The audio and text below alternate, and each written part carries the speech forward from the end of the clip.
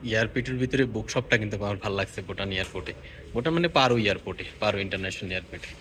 এবং এখান থেকে আমি বই কিনছি, চমৎকার চমৎকার বই কিনছি।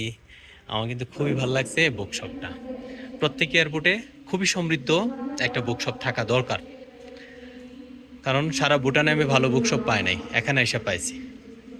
হুম, চমৎকার। উনিও খুবই চমৎকার মানুষ। হুম।